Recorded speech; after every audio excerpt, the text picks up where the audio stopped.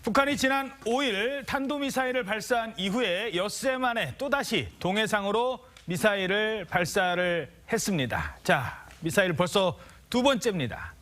국방부 나가 있는 취재기자 연결하겠습니다.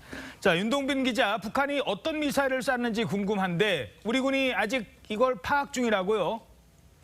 예, 합동참모본부는 북한이 오늘 오전 7시 27분쯤 북한이 미상의 발사체 한 발을 동해상으로 발사했다고 밝혔습니다. 아직 발사체 기종은 정확하게 파악되지 않고 있지만 합참은 탄도미사일로 추정한다고 밝혔습니다.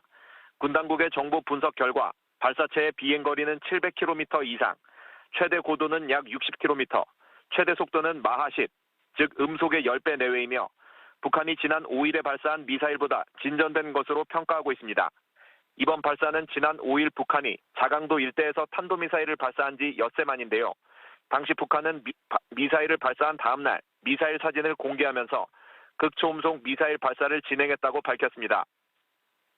아직 요격 수단이 없어 현대전의 게임 체인저라 불리는 극초음속 미사일을 북한이 보유하기 위해 실험을 계속해서 진행하는 상황인데요. 오늘 미사일 역시 화성 8형으로 알려진 북한의 극초음속 미사일 발사를 위한 시험 과정인 것으로 알려졌습니다. 북한은 화성 8형 극초음속 미사일을 작년 9월 처음 쏘기 시작했는데요. 오늘 발사체가 같은 기종으로 확인된다면 극초음속 미사일의 3차 시험이 진행됐다고 볼 수 있습니다. 자, 그렇다면 북한은 왜 이 극초음속 미사일을 가지려 하는 건지 궁금한데요. 북한이 극초음속 이런 미사일을 확보를 한다면 만약에 그럼 어떻게 되는 겁니까?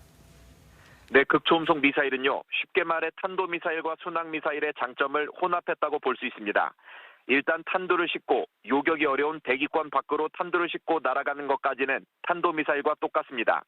하지만 탄두부가 분리돼 그대로 떨어지는 탄도미사일과 달리 극초음속 미사일의 탄두는 음속의 5배 이상 속도에서 순항미사일처럼 이리저리 활공 비행을 하게 돼 요격이 훨씬 어렵습니다. 현재까지는 이 극초음속 미사일을 요격할 수 있는 수단은 없는 것으로 알려져 있습니다. 이 때문에 중국과 러시아, 미국이 앞다투어 개발을 추진하는 전략 무기입니다. 지금까지 북한이 핵실험이나 대륙간 탄도미사일 도발을 할 때마다 미국이 동해 근처로 항공모함을 보내 압박하기도 했는데요.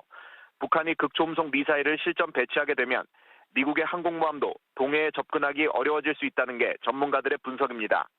우리 군은 현재 수준의 북한 미사일은 요격이 가능하다고 했지만 개발 단계의 미사일을 군이 지나치게 평가절하는 것 아니냐는 지적도 나오고 있습니다.